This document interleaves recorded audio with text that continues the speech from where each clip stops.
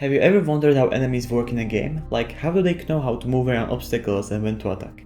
In this video I will try my best to explain their behavior from my experience of making enemies in Betrayed Realm, and to be honest, I just find this very interesting, so I want to talk about it. Okay, so imagine this. You're an enemy chilling in a forest, moving from one place to another, waiting for something to happen, when suddenly this hobbit looking guy ruins the scenery with his existence. You realize there is only one thing left to do: politely ask him to fuck off and kill him. By that I mean that the enemy's purpose is to kill, or to be more precise, challenge the player. So the question is, how does, for example, this bandit achieve his purpose? You can see that he can avoid obstacles, attacks with a dagger and does some other things, but don't be fooled by the simplicity of his behavior, because this is what his brain looks like, or at least the diagram of it.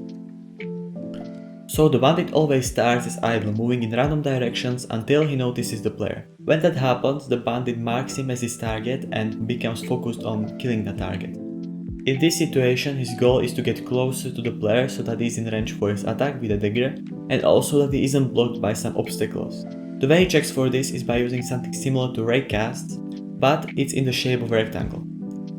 To detect the player, he must first move closer to him. However, it isn't as simple as saying, "Go there," because this results with him crashing into a wall. This is where pathfinding steps in. It's the most complicated part of enemy AI in this game, and I'm going to try my best to explain it. Okay, the pathfinding is based on A-star algorithm, which is used in basically any game you can think of, because it is really good at finding the shortest path, has a lot of flexibility, and is relatively cheap on the game's performance. First, the algorithm needs information. Every room has its own grid made out of square tiles. Each tile contains its x and y coordinates, if it's walkable, etc. And all of that is necessary for the following calculation. The pathfinding starts at the tile where the bandit is standing on and finds its adjusted tiles. The numbers on tiles show their costs that are calculated based on two conditions. First condition is, the longer the path is, the more expensive the cost becomes. By doing this, the pathfinding always finds the shortest path. The second one is, the tiles closer to the target cost less. By doing this, the pathfinding is more effective because logically there is a higher chance of reaching the target with less calculation when moving towards him instead of going into random directions. The pathfinding then picks the tile with the lowest cost because it's considered the best option, and then again it finds its adjusted tiles. Then again it picks the tile with the lowest cost, and this loops until it reaches the target's position. This would be everything if the enemies move straight towards their target, but they are more intelligent than that. They also want to keep some distance from him, distance from other enemies so they aren't stuck together, and they also want to move somewhere where their attacks aren't blocked by obstacles. So I needed to code my own algorithm for this, which in summary finds the best tile to move onto.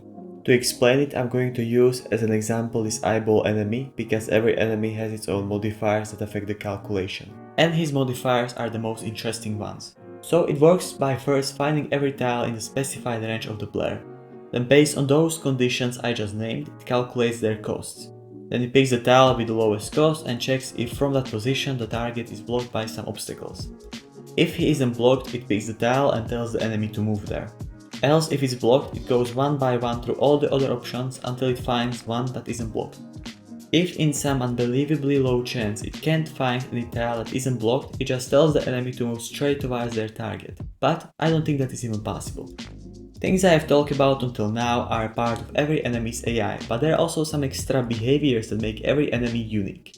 I will continue describing the bandit since I already started with him. So after attacking, he retreats from his target by moving away from him. This makes him interesting to fight because he is constantly switching between rushing towards you and trying to stab you, and retreating away, waiting for another opportunity to attack. Another cool thing that he does is, after his health is below half for the first time, he runs away and hides behind an obstacle. He stands there for a second, and if he is not interrupted, he heals himself, but as I said, he only does this once. Another thing that some enemies can do is to aim for moving targets. For example, this skeleton with it enabled can predict where his target will be and shoot there, and when I speed up the arrows he shoots, he becomes quite deadly. Of course, this is overpowered, so to balance it out, I have added a modifier that limits how far ahead enemies can predict their shots. But in close range, you no longer can dodge attacks of some enemies by just moving in a straight line. This is a new feature I have added while making this video, and I really like it because it makes the game more difficult by making the enemies smarter instead of just increasing their numbers. For anybody interested, the calculation for this looks like distance between the skeleton and player divided by the projectile speed and times by the player's velocity. This results in an offset for where the enemy should shoot, so all you have to do is just take the player's position plus this offset and it should work. Making enemies more difficult isn't that difficult, but making them also fair to fight can be a challenge. Enemies often tend to warn you before they attack, and it's not just them being slow or polite, it's them being designed to give you as a player enough time to react and avoid taking damage. It's very important to always give players warnings and some ways to avoid damage, so that when they actually take damage it's their mistake and they can think, oh man, if only I would have done that thing, I would be fine. Sucks to suck. I think that everybody would agree that this is not fun. In fact, if I saw this in a game, I would call it bullshit. That is why enemies have this anticipation before their attack and they even flash wide right before it, so that you always notice it, even from the corner of your eye. They also, after attacking, should have a window where you can approach them and attack them, or some other weakness that would allow it.